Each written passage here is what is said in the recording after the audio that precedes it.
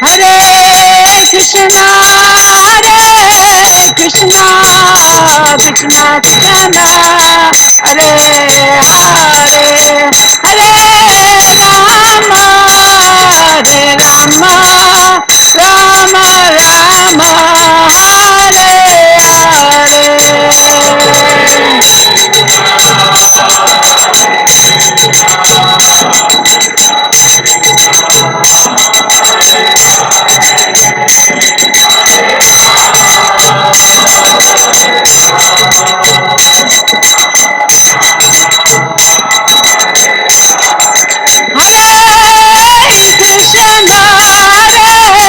Krishna, Krishna Krishna, Hare Hare, Hare Rama, Hare Rama, Rama Rama, Hare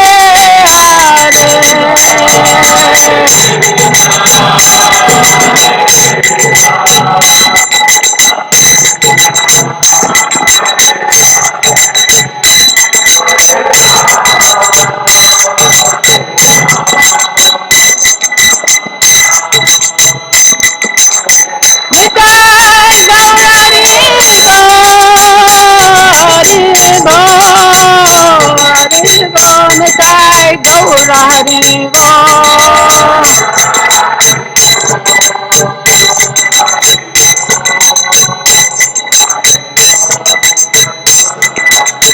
Jaya Kishore Kishori Jaya Kishore Kishori Jaya Kishore Kishori Jaya Kishore Kishori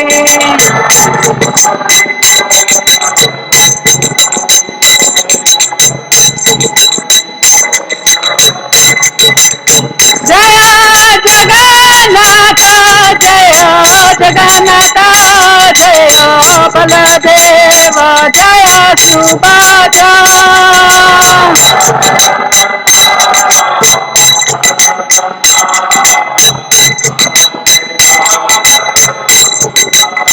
Jaya Radhe Shyam Radhe Shyam Radhe Shyam Jaya Radhe Shyam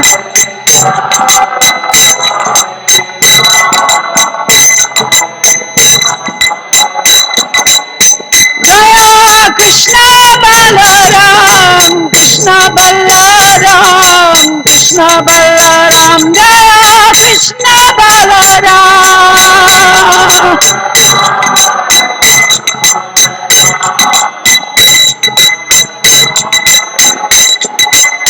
Jaya Prabhupada Prabhupada Prabhupada Shila Prabhupada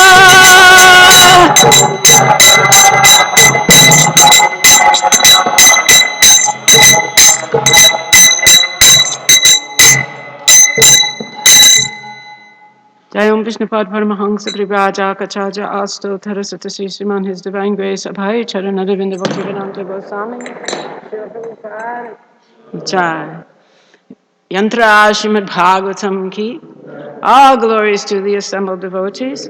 All glories to the assembled devotees. All glories to the assembled devotees. All glories to Shri Guru and Shri Gauranga. All glories to Shri Prabhupada. Om Namo Bhagavate Vasudevaya.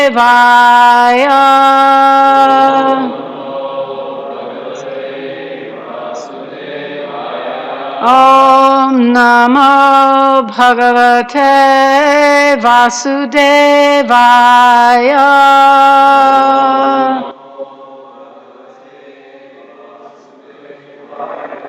Om Namo Bhagavate Vasudevaya.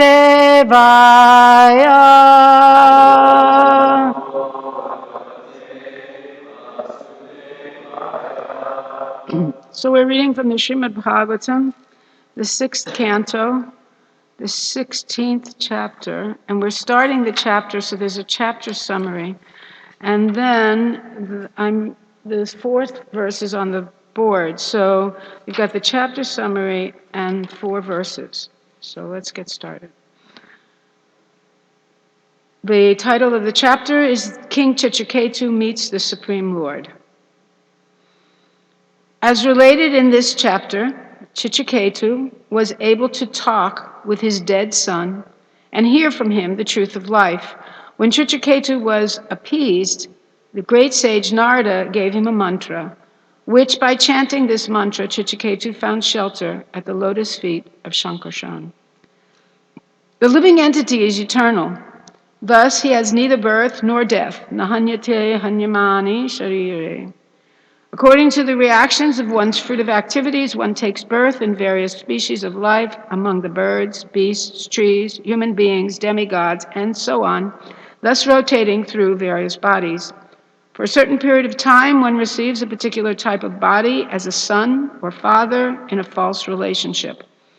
All our relationships in this material world with friends, relatives, or enemies consist of duality, in which one feels happy and distressed on the basis of illusion.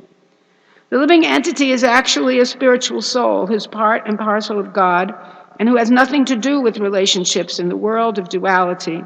Therefore, Narada Muni advised Chichiketu not to lament for his so-called dead son. After hearing instructions from their dead child, Chichiketu and his wife could understand that all relationships in this material world are a cause of misery. The queen, who had administered poison to the sons of Kritaduti, were very much ashamed. They atoned for the sinful act of killing a child and gave up their aspirations to have son. Thereafter, Narada Muni chanted prayers to Narayan, who exists as Chaturvyuha, and instructed Chichiketu about the Supreme Lord who creates, maintains, and annihilates everything, and who is the master of the material nature. After instructing Chichiketu in this way, he returned to Brahmaloka. That's Narada.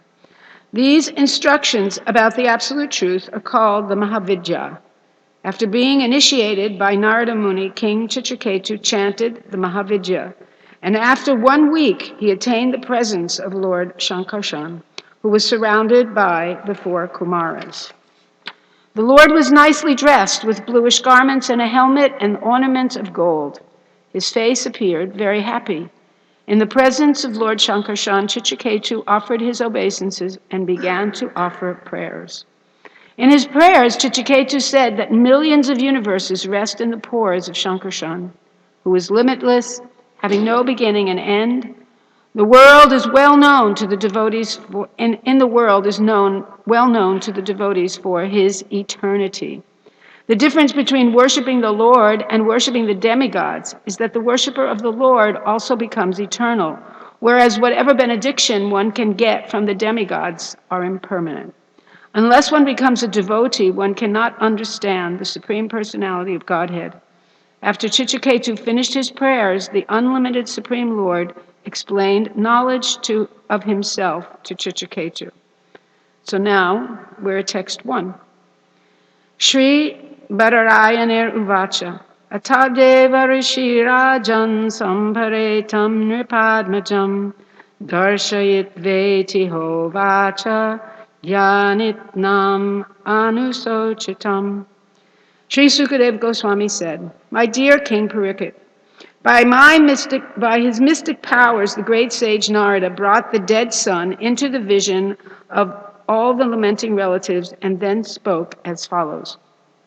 Shri Narada Uvacha Jivatman Pasya Bhadram Te Mataram Bhitaram Chate Suridho Bandhavastapta Suchatvat Kritaya Brisham.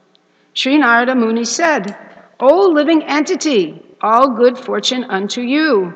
Just see your father and mother. All your friends and relatives are overwhelmed with grief because of your passing away. Kalevaram svam avishya shesham ahur suridvrita bhunkshva bhogan pritripratan adhitishta nripashanam. Because you died untimely, the balance of your lifetime still remains. Therefore, you may re-enter your body and enjoy the remainder of your life, surrounded by your friends and relatives, accept the royal throne and all the opulences given by your father. And now, repeatedly, we'll chant. Jiva uvacha kasmin janmanya me mayam pitaro mataro bhavan karma bhir brahmyamanasya Deva triyan jonishu kasmin janmanya me mayam pitaro mataro bhavan karma bhir brahmyamanasya Deva tiryan yonishu Vaishnavas Jiva uvacha Kasmin janmanya me mayam Pitaro mataro bhan Karma bir brahmananasya Deva triyaninonishu Jiva uvacha Kasmin janmanya me mayam Pitaro mataro bhavan Karma bir brahmanasya Devatiryanrinonisu Jiva uvacha Kasmin janmani me mayan Pitaro mataro bhavan Karma bir brahmyamanascha Devatriyanriyonishu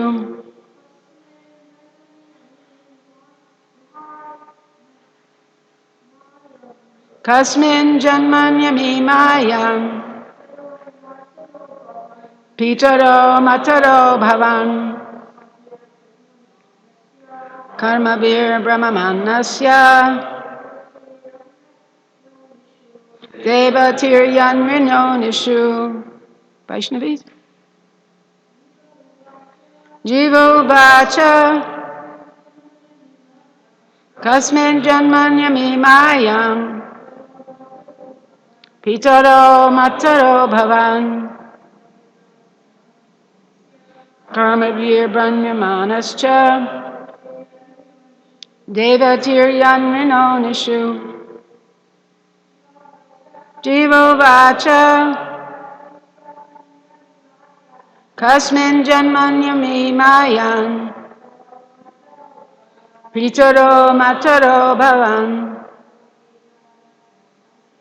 Brahmavir brahmayanasya Devatriyanriyonishu Jiva uvacha The living entity said, Kasmin, in which Janmani, Janmani, Ami, all those, Mayam, to me, Pitara, fathers, Matara, mothers, Abhavan, were, Karmabi, by the results of fruitive actions, Brahmyamanasya, who am wandering, Devatiryak, of the demigods and the lower animals, Nri, and of the human species, Yonishu, in the wombs. Translation and purport by His Divine Grace, Srila Prabhupada. By the mystic power of Narada Muni, the living entity re-entered his dead body for a short time and spoke in reply to Narada Muni's request. He said, according to the results of my fruitive activities, I, the living being, transmigrate from one body to another. sometimes going to the species of the demigods, sometimes to the species of lower animals, sometimes amongst the vegetables, and sometimes to the human species. Therefore, in which birth were these my mother and father? No one is actually my mother and father. How can I accept these two people as my parents? Purport. Here it is made clear that the living being enters a material body that is like a machine, created of the 5 gross elements of material nature, earth, water, fire, air, and sky, and the 3 subtle elements, mind, intelligence, and ego. As confirmed in Bhagavad Gita, there are 2 separate identities called the inferior and superior natures, which both belong to the Supreme Personality of Godhead. According to the results of the living entity's fruitive actions, he is forced to enter the material elements in different types of bodies. This time, the living entity was supposed to have been the son of Maharaj Chichiketu and Queen Kritadyuti, because according to the laws of nature, he had entered a body made by the king and the queen. Actually, however, he was not their son. The living entity is the son of the Supreme Personality of Godhead. And because he wants to enjoy this material world, the Supreme Lord gives him a chance to enter various bodies. The living entity has no true relationship with the material body he gets from his material father and mother. He is part and parcel of the Supreme Lord, but he is allowed to go through different bodies. The body created by the so-called father and mother actually has nothing to do with the so-called creators. Its so-called creators. Therefore, the living entity flatly denied that Maharaj Chichiketu and his wife were his father and mother. Nama Om Vishnu Padaya Krishna Prasaya Bhutale Srimate Bhaktivedanta Swami Namane Namaste Saraswati Deve Gauravani Pacharane Nirvishesha Srinivadi Paschachite Sitarane Mukam Karati Bhachalam Pangam Langayate Girim Yat Kripa Tvamaham Vande Shri Guru Dinaranam. I'm thinking, what's he thinking? We're not his father. And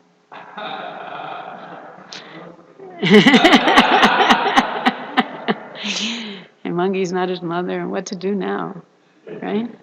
What to do now?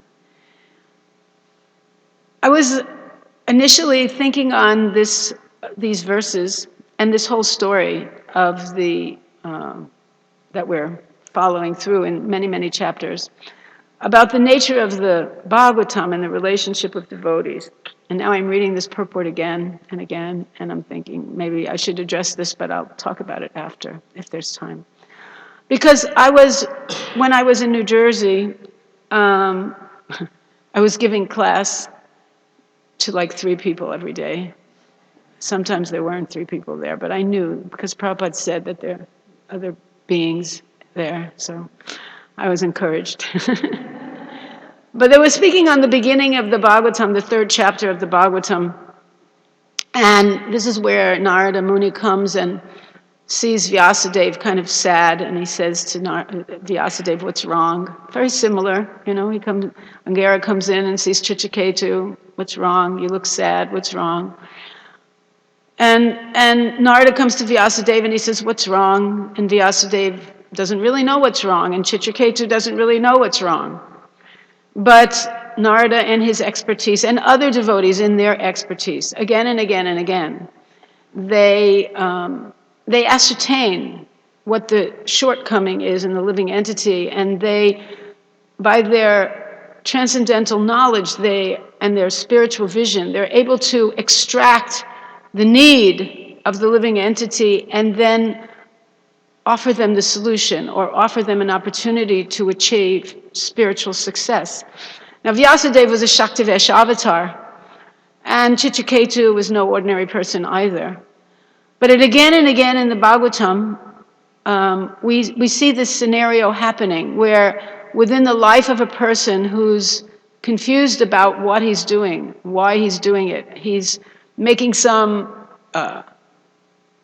fundamental mistake about the purpose of his life, or some fundamental mistake about what's causing his suffering. And into his life walks a devotee, a person who has the ability to understand immediately the overall picture. It's like when a devotee, hopefully, when a devotee reads the newspaper, right? When a devotee reads the newspaper, he reads that, this is happening here, and this is happening there, and this is happening there. But it's all the same stuff. Year after year after year after year, all that changes is the name and the place. But what happens is the same, right? This one killed that one, this one's fighting with this one wants this one's property, this one's getting dethroned, this one's getting elected. And it goes on in cycles, and the devotee who sees that says, oh, it's the same old, same old. But the person in illusion, he's reading and he's very interested to know, well, who's the being elected today? Who's the person who's going to get dethroned? Where's the war going on? We should pick it against the war. It's a bad war. There's another bad war and another bad war and another bad war. And we pick it and we pick it and we pick it, but the wars still come because the fundamental nature of the living entity is not understood by the average person. And the pure devotee, in his infinite wisdom, steps into the life of that ignorant person and gives him the eyes to see, jnana chaksus. He allows him, by whatever method he feels is appropriate at that moment, and there's been many offered up to here in the Bhagavatam, that he allows him to see something he couldn't see before. And actually, if we look at even Bhagavad Gita, we see that's what happened. That the Bhagavad Gita started on a battlefield, right? The battlefield of Kurukshetra. And in the midst of an army, in the culmination of many, many events, which left no alternative but to have a war, we come to this point where both armies are lined up and the conch shells are blown and all the great warriors on both sides are geared up to finally end this mistreatment of the Pandavas and also ultimately fill the desire of the Supreme Lord to put the Pandavas into power. And then there they are on the battlefield, and all of a sudden Arjuna decides, well, I don't think this is a good idea after all. Maybe we should reconsider this position. And so then there they are in the middle of the army, and they're having a conversation, and they have this conversation, it's 17 chapters long. Of course, when they were having the conversation, there were no chapters. Krishna didn't say end of first chapter, beginning of second chapter. He just had this conversation, and the conversation is recorded for our edification. But at the end of those 17, I say 17 chapters because the first chapter is really just explaining what's going on. The actual Bhagavad Gita begins at the very end of the first chapter, and the end of the 18th chapter also is something else. So the Bhagavad Gita is approximately 17 and a half chapters. So here we have this conversation, and at the end of it all, what happens? They're still on the battlefield. There's still going to be a war. And all that happened was Arjuna's vision became different. Right? He was able to see something differently. He was looking at the very same thing, but he saw it differently now. And because he was able to see it differently now, he was able to make decisions that he couldn't make before. His confusion was removed because his vision was clarified. And he had the qualifications to hear. And those qualifications are mentioned in the Bhagavad Gita itself. In the 9th chapter, in the first verse, he says, I'm telling you this because you're anasuyave, you're free from envy. And because you're my friend, I'm going to tell you this. And because you're pure and faithful, I'm going to tell you this. So again and again, Krishna reminds Arjuna and us that these are the qualifications of one who can hear, one who can assimilate the knowledge with which darkness is destroyed. We chant that prayer. Om Aganatimirandasya Ganangana Shalakaya Chakshur Unmilitang Jena Tasmai Shri Gurave Namaha. My spiritual master has opened my eyes which were shut tight. But sometimes those eyes have to be pried open. They have to be pried. Sometimes surgery has to be done. The eyelids, they have to be. I have a friend who has a genetic difficulty, and as a result of that, she can't open her eyes. The muscles from her eyes don't work. So what they do is they put a piece of her hair from a muscle up here, and they attach it to her eyelid. So then she raises her eyelid by raising her eyebrows. And you can't even tell, you wouldn't know if you saw, but every once in a while she has to have that operation done so that she can open her eyes. So sometimes the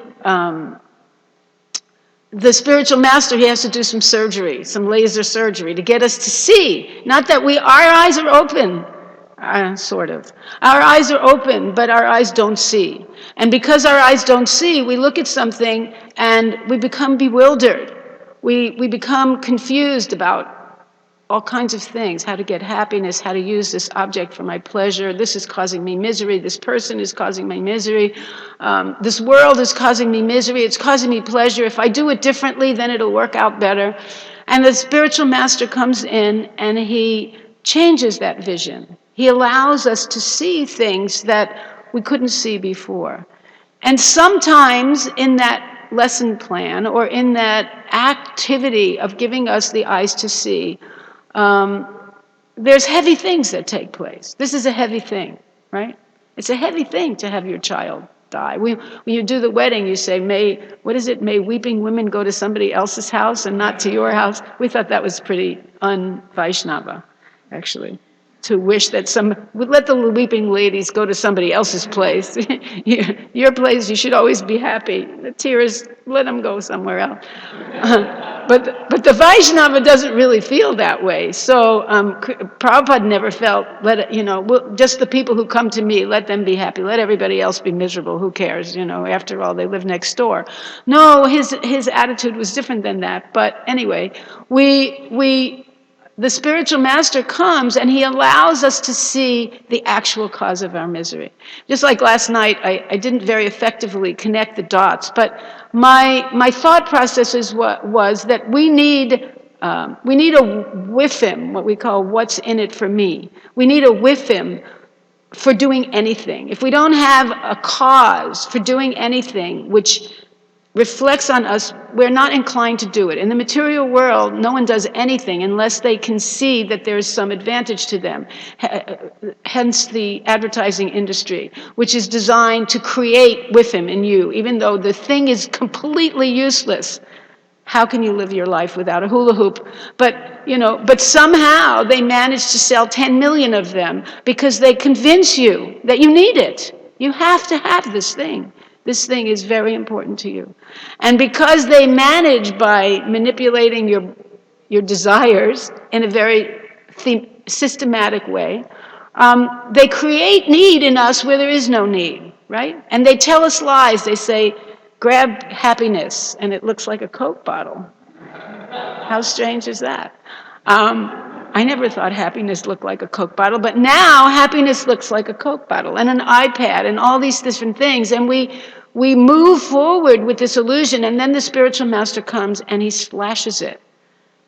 He slashes it because he deals with it from the root cause that you think you're a material body and you think that happiness is coming through the material senses.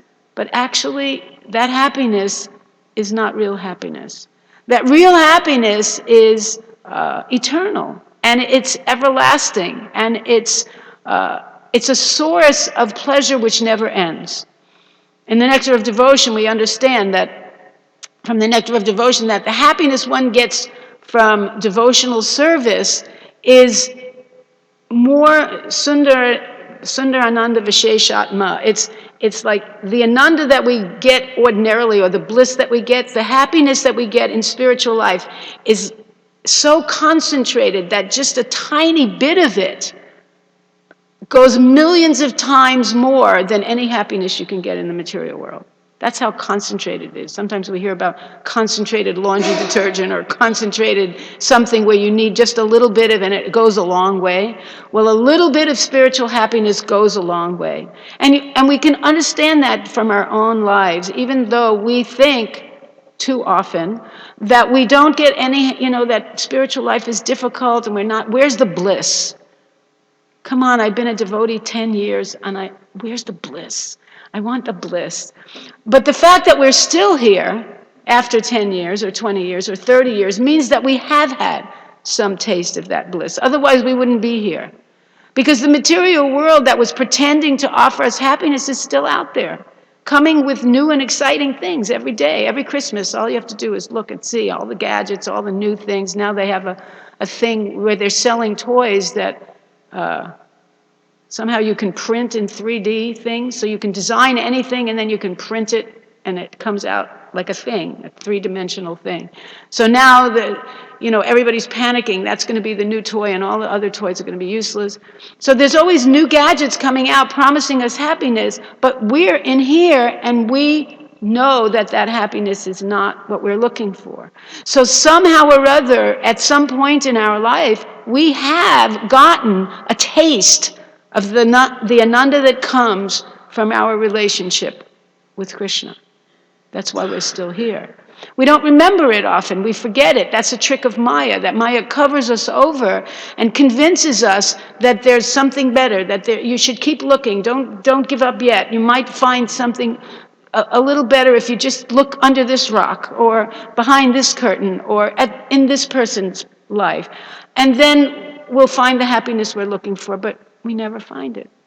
So, and for us, because we've gotten that taste, and even that taste of a kirtan, of prasadam, of the association of devotees, somehow that taste is keeping us here.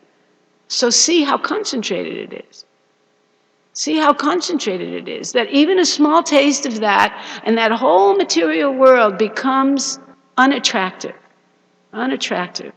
And Maya will keep trying. She'll keep trying to get you to look that way, to bring your attention to that flickering happiness.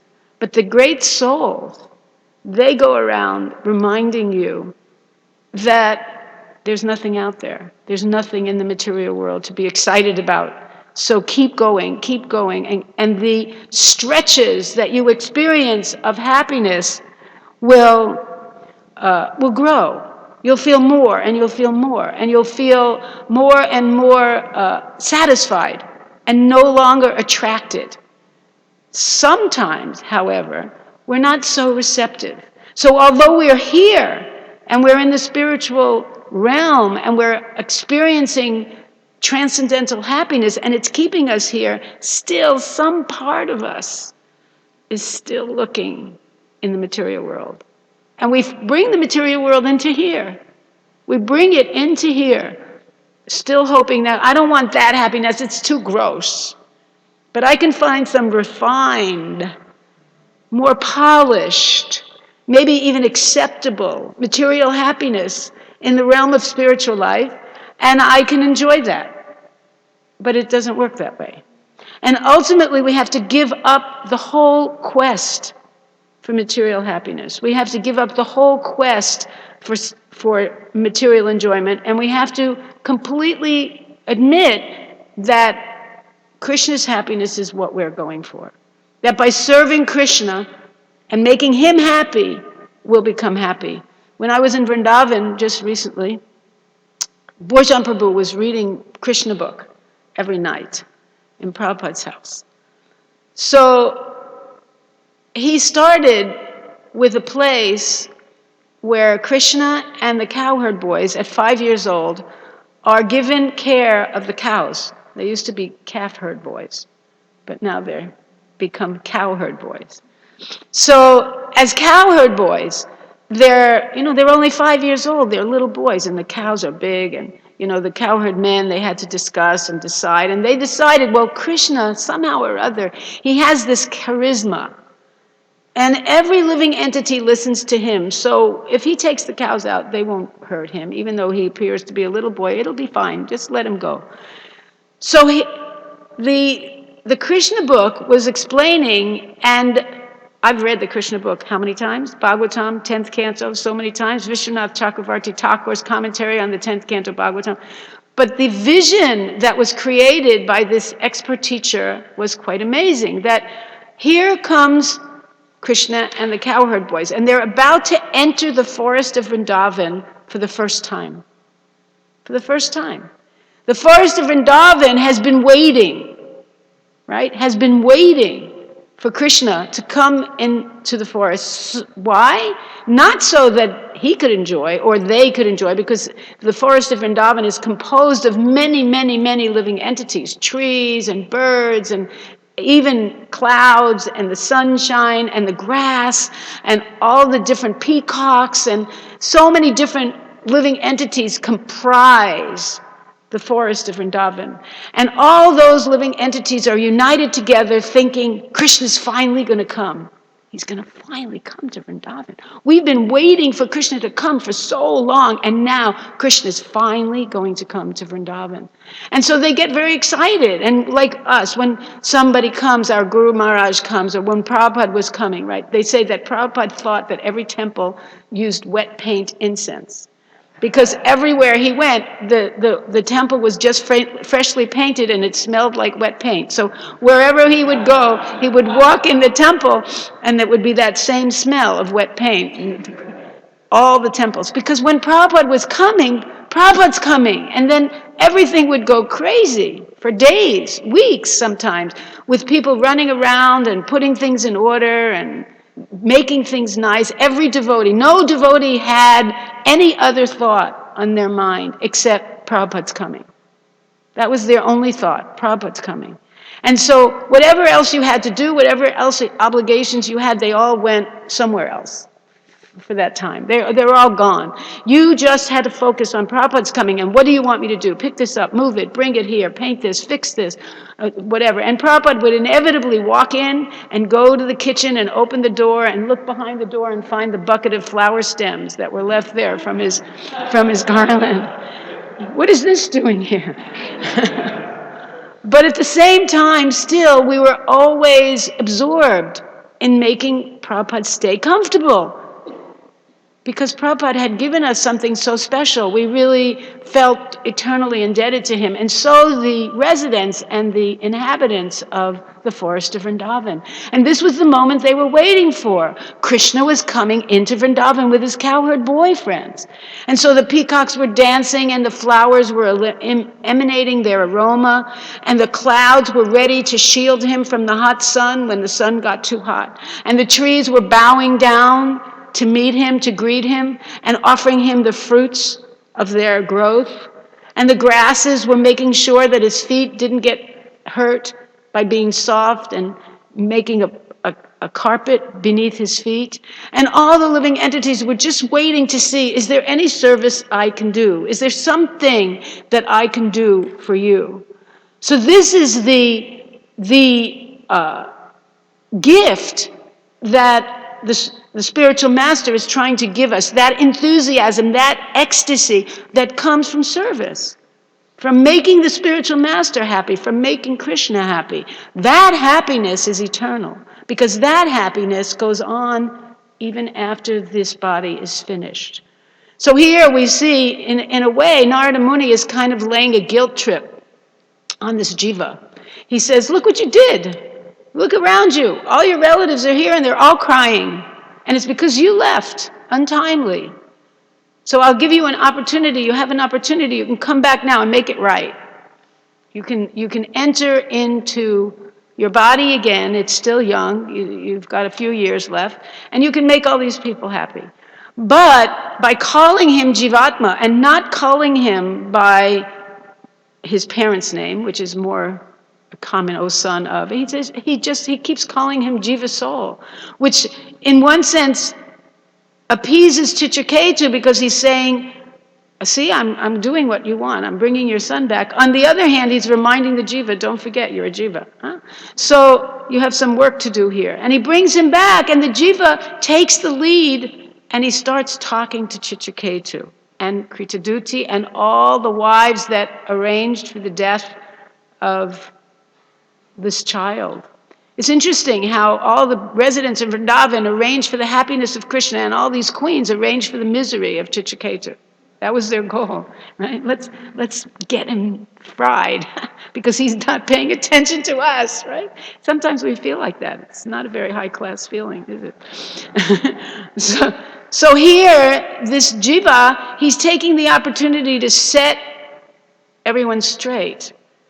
That you're thinking that I'm your son, but really in the big scheme of things, I'm out of here. I'm back in Vrindavan now. I'm not going to come back here and hang out with these things. You're here, you got to learn your lessons, go ahead and learn your lessons. But I'm already gone, and I'm not going to come back and do it again. So the material world is here for a reason. We have parents, and we have relationships, and we have behaviors that are right and behaviors that are wrong, and they're there to teach us. But the ultimate message that the great souls will give us is, get out of here. Get out of here. And it's a painful message because we're so attached to being here, so we don't want to hear that necessarily. That's why when I was reading this purport, I was thinking, this is a painful purport. If any new people were here listening to this purport, they'd think, what's with these people, you know? And to some extent, it has a negative impact, you know, because you could say, like, well, does that give us permission to ignore our family and ignore our responsibilities? When we first became devotees, that was very much what we thought. And it was very much what we did in many, many cases. And we didn't even have the 6th canto of the Bhagavatam. That came later. We got it just from the Bhagavad Gita. Just from the Bhagavad Gita, because in a way, part of our desire to enjoy is our desire to escape responsibility. Responsibility is a pain in the neck and other places. And so we want to get out of responsibility. So it appears when Krishna and the devotees say, hey, listen, you can escape responsibility because really you have no obligation. Oh, demigods, oh, sages, I have no need to offer you any oblations. I have no, oh, mother, oh, father, I all glories to you, but I'm going to serve the lotus-eyed Mukunda. I don't have any responsibility to you. And we thought, yes! Now I have no responsibility to anybody. I can just serve Krishna. It doesn't work that way. Because you have to have the qualification to be fixed in that service. Otherwise, your lower nature will pull you towards the material energy. You won't be able to fix your mind on Krishna. You'll make a pretense. You'll become Matunatara, that you're a faker, a phony. And therefore, you think Krishna doesn't see that? And even we see it. Actually, we see it in everybody else but us, which is the unfortunate thing. So the pure devotees come into our lives wherever we are, and they help us see. Sometimes this isn't the message. This is the message for Chitraketu, because Chitraketu already has 10 million wives. 10 million! Think about that. 10 million wives. He's no ordinary person, besides the fact that he's rated several chapters in the Bhagavatam, which is a pretty big thing in itself. Besides the fact that he met Narada and Angira face to face. Besides the fact that he's about to speak to Shankarshan in 7 days. He had 10 million wives. So he was no ordinary person, but nevertheless, he was an illusion. So he had to have a special intervention. He had to have a special intervention because it was time for him to have this realization. Okay, enough of this stuff already. Get out of here, right? Get out of here. There's a story, a very nice story, also with Narada Muni, of a devotee named Kailash. And you all know the story of Kailash? Okay, then I won't tell. But Kailash, he had that experience, right? No, I have to do this, and threw a body of a dog and a snake and so many things, and Naradas keep coming back. Will you do it now? Will you do it now? And no, I'm busy, I have to protect, I have to take care, I have to maintain, I have to provide for. And finally, Narada said, enough of this. Enough of this. This is stupid. How long is this going to go on? And then he arranged for his own family members to come out in the garden and try to kill him. And then he go, okay, I surrender. So we don't necessarily want to put our spiritual master or ourselves in that position, right? We pray, Krishna, please teach me the lesson, but do it gently. Please take away my material attachments, but not this one. I kind of like this one. Can't you let me just have 1 or 2 or 5? Because I, they won't get in the way. I promise. I'll keep them nicely. They won't, It'll be all right. I'll chant your name every morning. I'll come to Mangalarti. I'll be real good, I promise. Just don't rip away my material attachments. But the fact is that when we become to the point where the spiritual master sees that's what we need, then he'll knock on our door and he'll do something. Or Krishna will knock on our door and he'll do something. And because of the spiritual master's mercy, hopefully, we'll have the eyes to see it. We'll have the qualification to receive it. When Krishna trips up and we get sick or we have a major problem in our life, instead of being angry at Krishna, like so many, we'll appreciate, like Kunti Devi. We'll think, Vibhadaksantata Shashvat, Tacha Tacha Jagatguru, Bhavato Darshanam Yasyat, Apana Bhavata. Let these calamities happen again and again, because when we go to the store or we're walking around doing our regular life, we don't pray to Krishna. But when we think we're in danger, then we pray to Krishna. When we take a long drive on an icy road, we chant Nrsingadev prayers.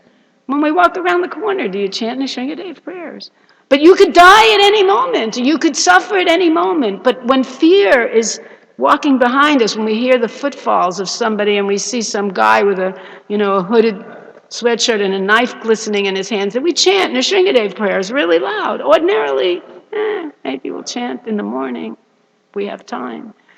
But the spiritual master is working on us to give us the vision, so when that moment comes, and I doubt it's going to be when you have 10 million wives. It's going to become before that, or 10 million husbands.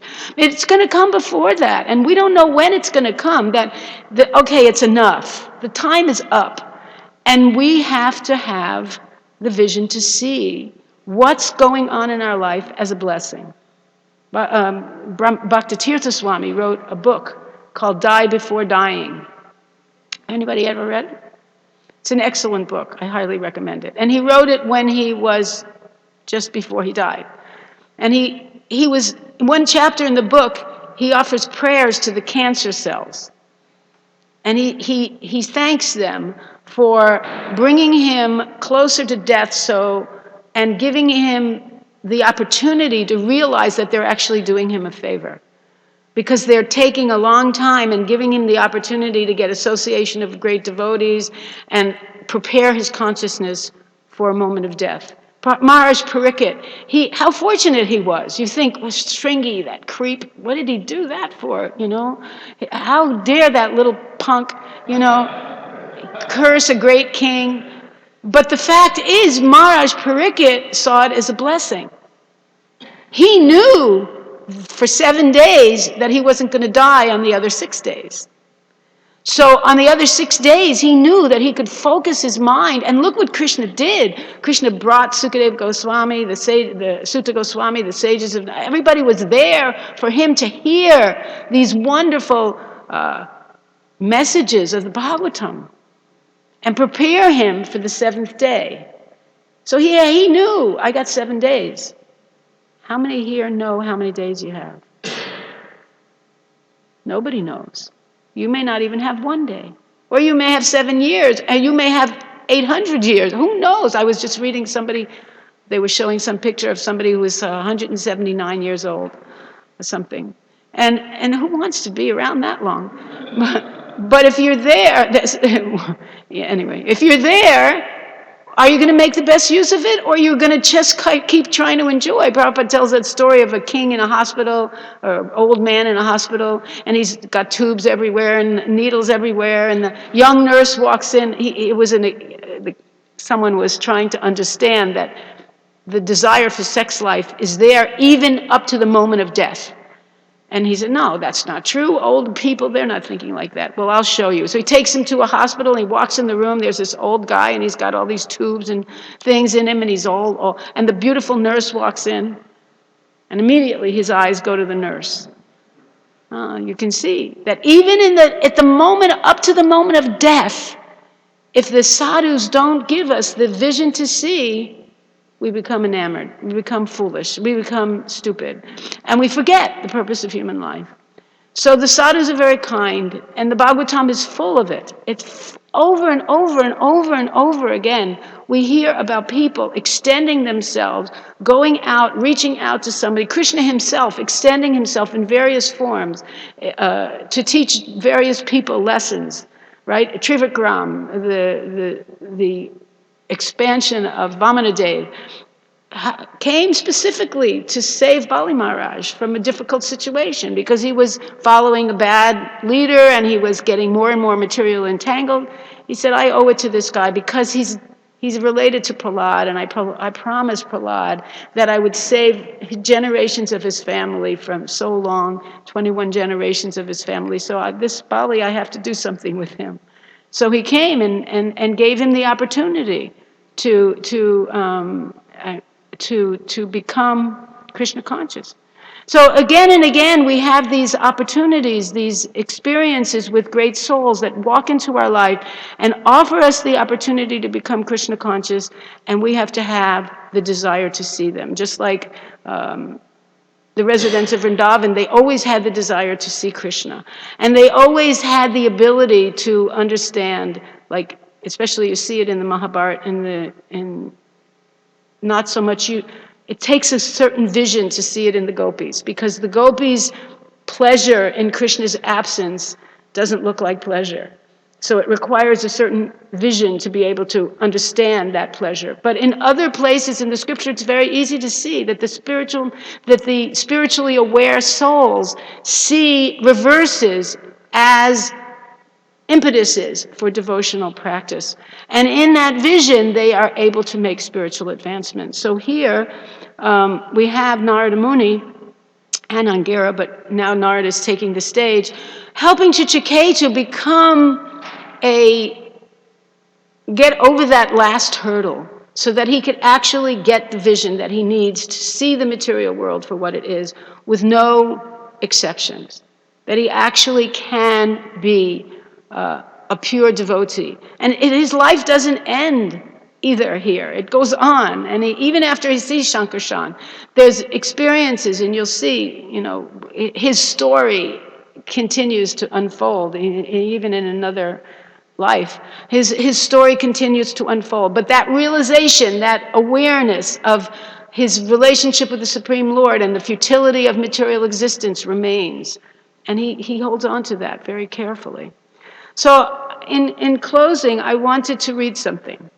And this is a poem. I've worked on it a little bit. I didn't write it originally. Well, I wrote most of it. But anyway, it comes from a Muslim, an Islamic tradition.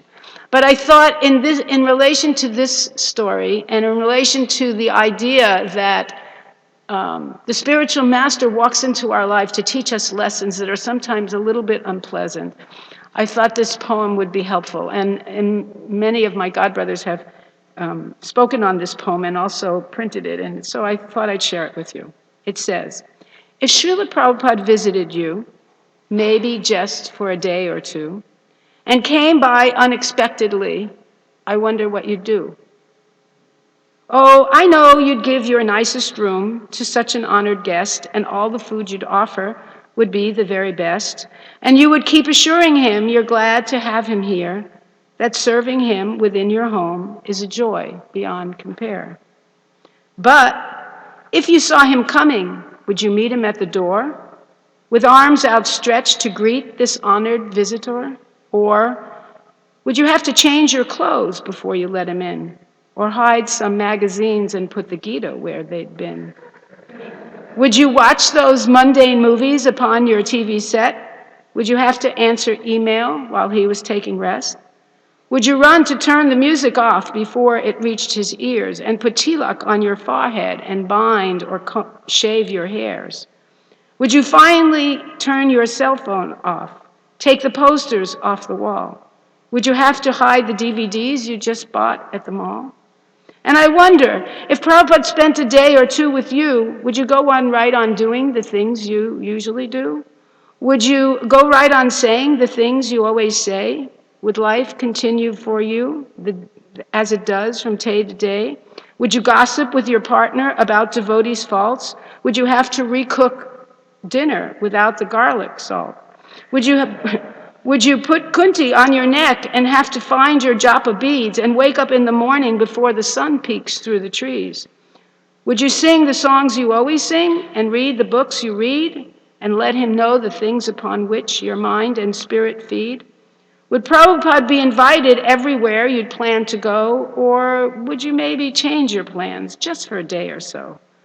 Would you be glad to have him meet your very closest friends, or would you hope they'd stay away until his visit ends?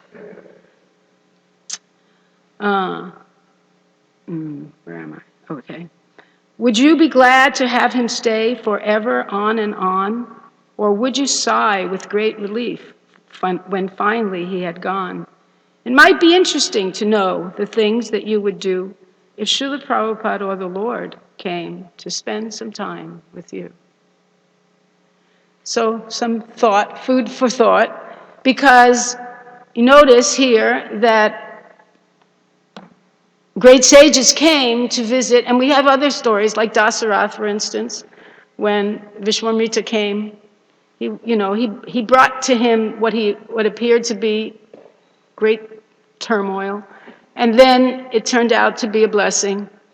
And here Narada comes, Angira comes, and it seems to be great turmoil, but it turns out to be a blessing. And we see many times that things come into our lives and they appear to be sources of misery, but they turn out to be a blessing. And Prabhupada often gave us instructions which appear to be very difficult to follow, but turn to be a blessing.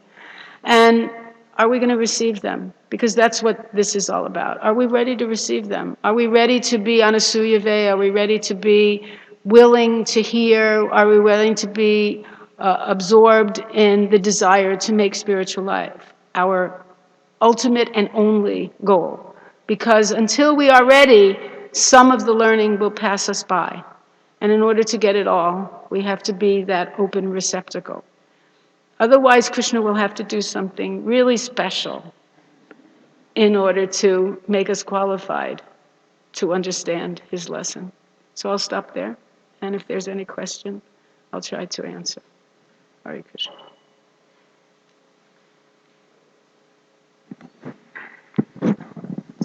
Hare Krishna. Hare Krishna. Mataji, thanks for an inspirational class, especially the last part, the poem, because this reminds me of when all the devotees are downstairs watching pots. We kind of do poetry ourselves, but in a hip-hop format. So, I had a friend, a student, as it is, she calls herself now. She's, anyway, she used to write hip-hop, some of my poems. Of course, Krishna conscious hip-hop. Yeah, of course I will. Really? It's in Radharani's kitchen, so it better be. So this reminds me of a verse I've been meditating, this whole subject matter, including the seminar you gave yesterday. In 331 of Gita, Ye me matam idam nityam anutishtanti manabaha shradhavanto anusuyanto muchyante teapi karmabi. So Krishna says, one who executes these injunctions of mine faithfully without envy becomes free from karma be. So I appreciated Prabhupada's purport in that particular verse. I kind of don't want to butcher it, so yeah, don't do that. Is there a Gita available or something? 331. Well, it's available here. All right. The last paragraph in Prabhupada, so I have where Prabhupada's. Can you give us a summary? I can. Prabhupada essentially says in the beginning of Krishna consciousness, we may not act so faithfully. We all that tendency to, sway. Of course, and naturally in the beginning, the senses are powerful. So he also says, one who doesn't resent these principles and always, carries the hope that, I'm not going to be defeated by Maya, will eventually come to the stage of pure Krishna consciousness. So I don't want to butcher the purport, I'm not sure. So do you have it available? And actually, here it is. The last paragraph. 333, you're saying? 331, 3.31. We're just now coming. Anyway, the thing is that we're not even interested in being free from karma. Yeah. That's not even our interest. That's a lower level of inspiration. Of course, it may be inspirational, but we're not looking to be free from karma. We're looking to make Krishna happy. Yeah. And when we make Krishna happy, then everything happens. And we don't have to look for those individual opportunities to make ourselves more comfortable. Because even the desire to be free from karma indirectly is a desire to be free from suffering. which is a selfish desire, and will ultimately wind up causing us to be disappointed. I'm almost there. My computer is a funny computer. It doesn't do things easily. And now I just screwed it up completely. So forget it. It's not going to happen. Yeah, maybe I can do it this way. Let's see. What the? My computer has a mind of its own. It doesn't have a mind. Oh, I don't know what I'm doing. Okay, here we go. Anyway, I have the summary. Maybe we could read it later. But my question in that regard is that Prabhupada. Okay, here it is. Oh, you have it? No, last paragraph. Okay, so it says, The last paragraph. the last paragraph of the purport. Mm-hmm. It's only a tiny little purport. It doesn't Yeah. have the last paragraph. think- It only has one paragraph. The injunction of the Supreme Personality of Godhead, Krishna, is the essence of all Vedic wisdom, and there. Oh, I meant the last sentence. Sorry. Oh, the last sentence. Okay, you said the last sentence. The difference. In the beginning of Krishna consciousness, one may not fully discharge the injunctions of the Lord, but because one is not resentful of this principle and works sincerely without consideration of defeat and hopelessness, he will surely be promoted to the stage of pure Krishna consciousness. That's what you're looking for? Yeah, so in this regard, sometimes in the beginning of our Christian consciousness, we feel like, how come I can't control my senses? Then we realize, I need to take shelter of a pure devotee to control my senses, get their mercy.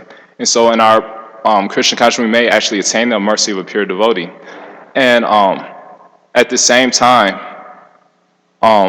basically, we may have a kind of constricted notion of what a pure devotee is, just like you were mentioning yesterday. You asked everyone, what is a pure devotee? And so in regards to this Vitrashura / King Chitraketu pastime, it's not like we can group it in a particular jurisdiction, because Bhakti Sukriti can't be seen as consciousness cannot be seen. So what are your thoughts on this? I suspect, from all the teachers I've learned from, that, the safe route is Trinadapi Suni Chena, in that way we could be inspired by everyone, and everyone could be a source of inspiration. In that way we could maintain our taste for Christian consciousness and avoid offenses. Very good point. And actually we should understand that the spiritual master and Krishna himself, they give us opportunities. That's what they give us. They give us opportunities. And what we do with those opportunities determines where we go. They don't ever take our independence away. So our independence is always there, the opportunities are there, and what we do with those opportunities are up to us. And if we have no envy, if we can become free from the desire for sense gratification, which manifests often in enviousness of others, and the desire for power, profit, adoration, and distinction, the contemplation of the objects of the senses. We hear it again and again in the Bhagavad Gita. There's so many different things that anchor us to the material world on different levels of progress. But we have to strip them all away, because they get in the way of us taking those opportunities. We meet pure devotees all the time, people that help us in spiritual life all the time. But what do we do about it? If you read Srimad Bhagvatam by Sanatana Goswami, there's this little boy. He's sitting by the Ganga or the Jamuna, and he's sitting there, and he doesn't know anything about anything. It turns out he doesn't even know who Lord Shiva is, even though he's living in Govardhan, but he doesn't know anything. And some person comes over to him and says, I want to give you a mantra. And if you just chant this mantra, every day just chant this mantra, and you'll go back to Godhead. You'll achieve spiritual success. And so he takes that mantra. But he doesn't know anything. He just has respect. He has an unenvious, simple, respectful attitude towards sadhus. So based on that simple, respectful attitude towards sadhus and a little bit of curiosity, he starts to chant this mantra. And the whole Srimad Bhagavatam, or the second 2 volumes, is the sojourn of this soul, whose name is Gopkumar. As he chants this mantra, he becomes more and more purified. He goes through so many different experiences. And at each experience, he comes to the realization that I'm not finished yet. I haven't achieved perfection. I haven't come to meet the person that I'm supposed to meet, that I want to be with. And so he keeps chanting the mantra. He just keeps following the order of the spiritual master. And ultimately he winds up with Krishna as a cowherd boy. And that hug that we all see in different pictures is Gop Kumar being hugged by Krishna and greeted by the cowherd boys and the gopis. So, but his qualification is simplicity. His qualification is not envious. And so if we cultivate those qualities, then when good instruction comes our way, it will inspire us, it will enliven us, it will push us further in spiritual life. Otherwise, we react negatively. Who are you to tell me? What do you think you are? What, you think you're so advanced, big shot, So in order to hear, we have to work on ourselves. And then by the mercy of the saints and by the mercy of Krishna, because Krishna sends those saints that come marching in. He's the one. He arranges for our purification in so many different ways. And as he does that, we have to receive it. And when we have, like Duryodhana, he had the same opportunities with Krishna. Right? Krishna, Arjuna and Duryodhana, they both went to see Krishna at the start of the Battle of Kurukshetra. Right? They were both coming to ask for the same thing. We want to ask you to help us with the war. Can you help us? But Duryodhana had one attitude and Arjuna had another attitude. And the attitude of Arjuna started working from the minute he walked in the room. He thought, let me sit at his feet. And Duryodhana's attitude of arrogance and superiority started working the minute he walked in the room. Let me sit by his head so that I could get his audience right away. But when he woke up, he sat up and he saw Arjuna at his feet first. And you know the story that, when one asked for only, well, if I can't have, I don't care if you fight or not, I only want you. And Duryodhana's reaction was, phew, what an idiot. I'm so glad that guy's so stupid. He could have had all these armies, but he just chose one man who's not even going to fight. What a jerk. So you can see how you're looking at the same thing, but because your lens is different, you see a completely different thing, just because the color of the lens is coated with envy or coated with material desire.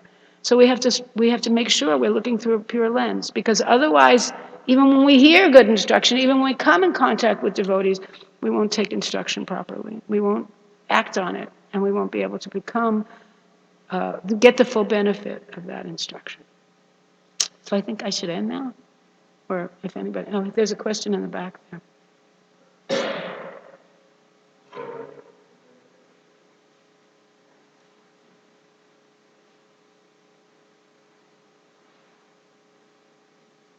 Hare Krishna Mataji, thank you for the beautiful class.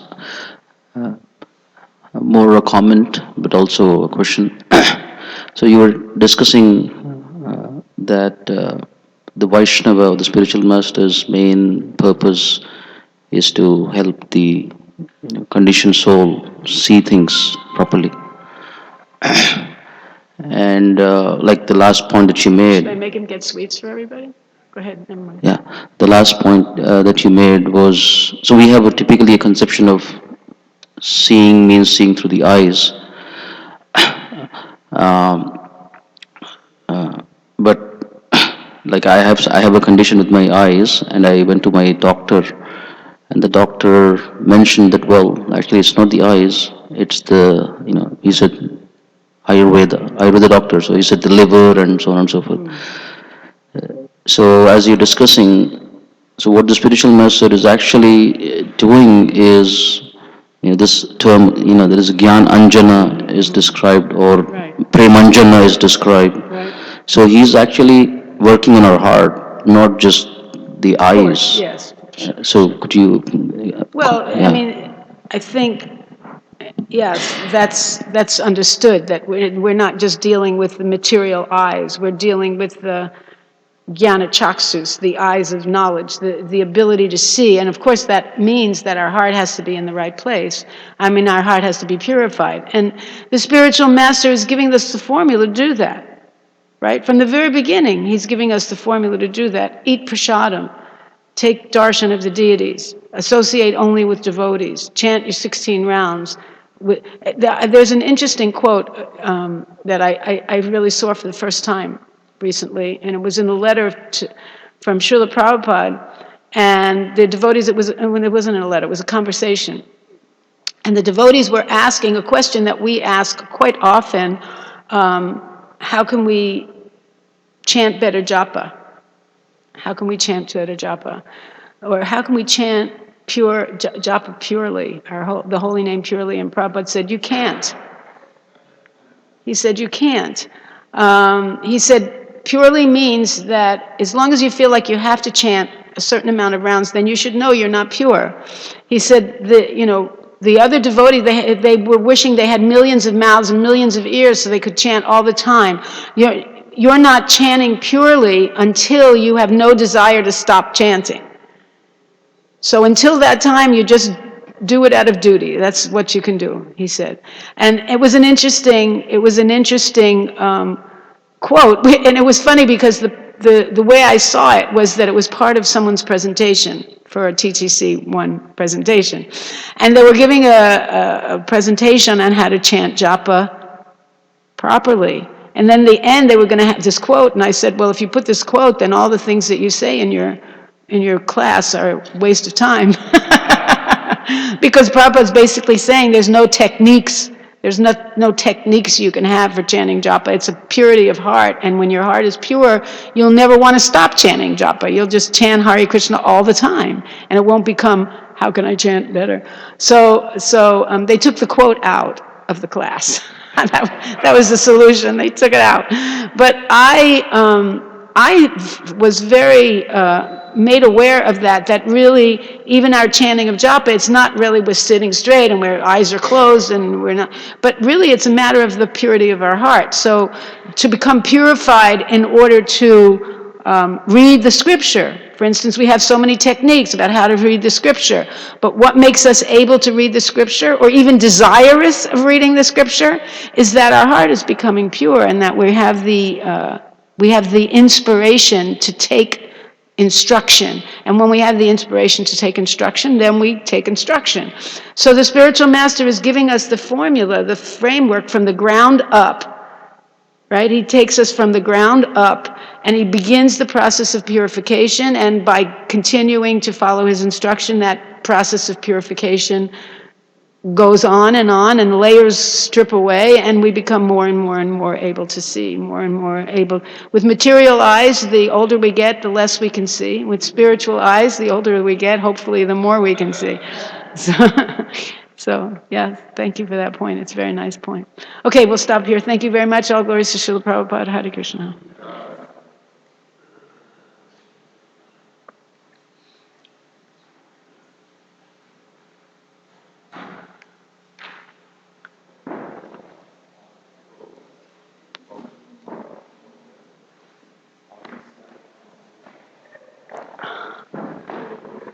Huh?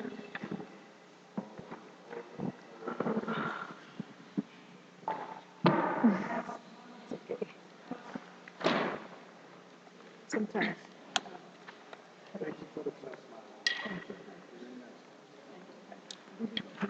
Maharaj said the first time he became convinced that he wanted to be a devotee was when he saw me eating flower petals. He said, I was standing there eating carnation petals, and he thought, wow, this woman is transcendental. Look at her, she's eating flower petals. And I still do it. I was just eating this rose petal. I'm so weird.